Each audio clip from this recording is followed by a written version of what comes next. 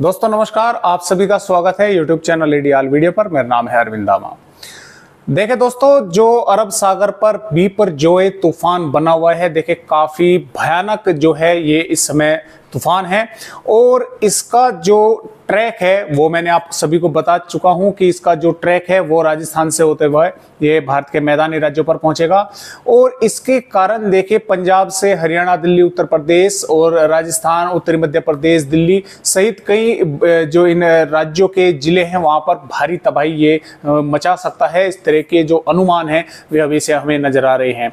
और दोस्तों देखिए, मानसून भी लगातार जो है पश्चिमी भागों की तरफ से लगातार आगे बढ़ रहा है। हालांकि अभी प्रोग्रेस नहीं हुई है, लेकिन अभी फिलहाल ये यहां पर है और वेरी सीरियस साइक्लोन स्टॉर्म है। और दोस्तों ये वेरी सीरियस साइक्लोन स्टॉर्म से ही इस तरह से यहां पर 15 जून तक ये यहां पर हम कह सकते हैं कि गुजरात के कच्छ पर ये लैंडफॉल करेगा। यानी कि 15 जून की शाम के समय, यानी कि शाम या रात्रि के समय ये जो गुजरात का कच्छ एरिया है वहां पर ये लैंडफॉल करेगा।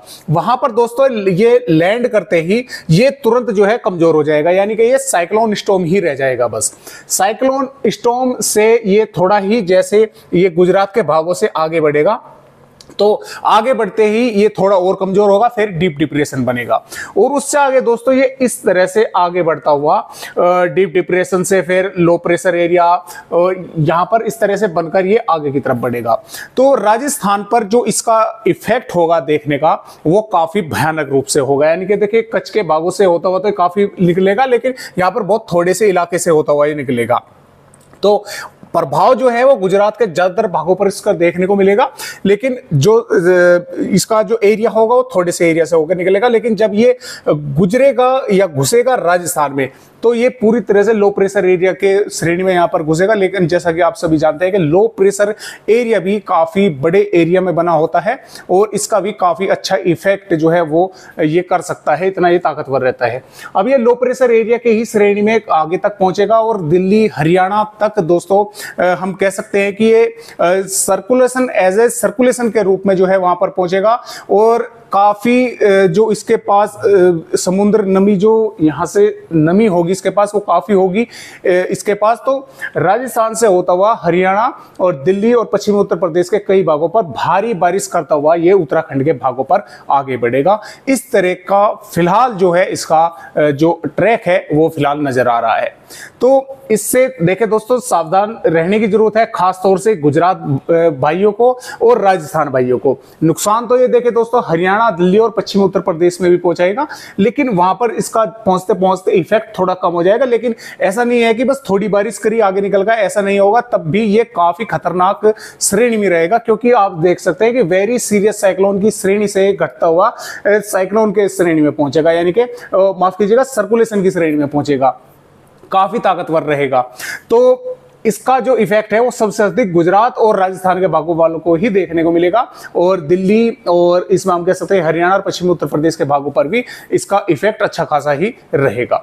तो आइए देखते हैं कि 14 जून में किस तरह का मौसम भारत के राज्यों का रहेगा और जो ये अरब सागर पर तूफान जो बिपरजॉय बना हुआ है इसका किस तरह से इफेक्ट भारत के राज्यों पर देखने को मिलेगा। दोस्तों आप देख पा रहे हैं 14 जून की रिपोर्ट। तो देखिए दोस्तों 14 जून में हो क्या रहा है कि एक सर्कुलेशन देखिए छत्तीसगढ़ के भागों पर यहां पर भी बना हुआ है और एक जो नमीदार हवाएं है वे कुछ इस तरह से होती हुई भारत के मैदानी राज्यों पर पहुंच रही है। आपने देखा होगा कि पंजाब से लगाकर हरियाणा, दिल्ली, राजस्थान के कई भागों पर हवाओं की जो आज रफ्तार रही वो काफी तेज देखने को मिली। कल भी इसी तरह का मंजर जो है यहाँ पर देखने को मिलेगा। आज से भी कुछ सशक हवाएं वे कल जो है वो देखने को मिलेगी। तो इन्हीं वजह से जब ये लगातार हवाएं यहां पर फ्लो कर रही हैं, क्योंकि अरब सागर से आ रही है, तो इनमें नमी है दोस्तों। और नमी की वजह से आप सभी जानते हैं कि जब नमीदार हवाएं गर्म हवाओं से आके टकराएंगी वे ऊपर उठेंगे, ऊपर उठेगी बादल बनेंगे और बादल जो है वे फिर यहाँ पर कुछ ना कुछ वेदर एक्टिविटी करेंगे। तो ये वही वेदर एक्टिविटी पंजाब से हरियाणा और पश्चिमी उत्तर प्रदेश के भागों पर कुछ इलाकों पर देखने को मिलेगी। तो इसमें पंजाब के पठानकोट, गुरदासपुर, होशियारपुर, नवाशहर, रूपनगर, चंडीगढ़, फतेहगढ़ साहिब से और आसपास के भागों पर यहां पर बारिश होने के आसार है। बादल जो है फाजिल्का, मुक्तसर, भटिंडा तक भी देखने को मिलेंगे। यहां पर भी कुछ भागों पर बारिश हो सकती है, धूल भरी तेज हवाएं चल सकती हैं।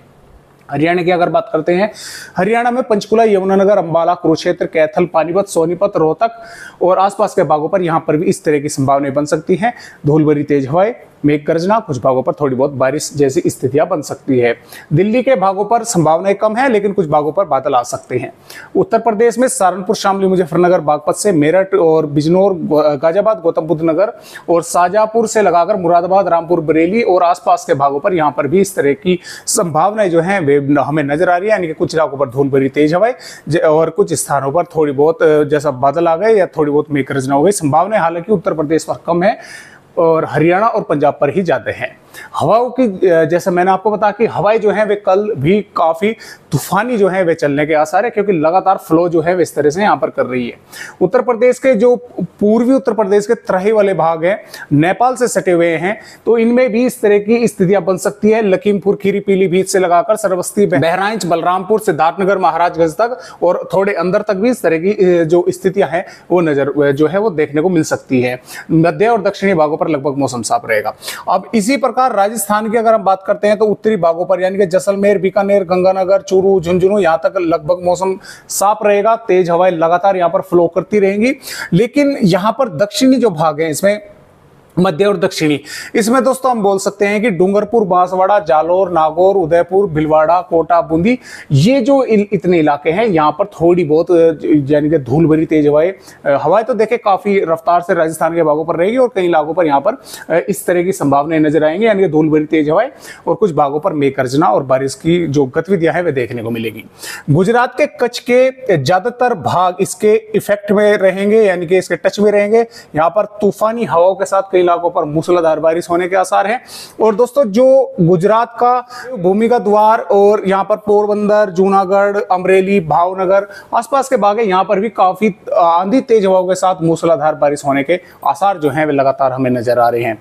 मध्य प्रदेश की अगर बात करते हैं तो इसमें भिंड, ग्वालियर, मुनेरा, दतिया से लगाकर और खरगोन और से होते हुए दोस्तों बुरहानपुर और बैतूल, खंडवा, हरदा, आसपास के भोपाल, सागर आसपास के भागों पर यहां पर भी इस तरह की जो संभावनाएं हमें नजर आ रही है कि यहाँ पर भी तेज हवाएं चलेंगी। कुछ इलाकों पर मेघ गर्जना और बारिश जो है वो देखने को मिल सकती है। बारिश की जो स्थिति है वो ऐसी रहेगी कि कभी कुछ इलाकों पर हल्की हो गई, कहीं पर जो है वो तेज देखने को मिल गई। तो इस तरह की यहाँ पर भी स्थितियां बन सकती हैं।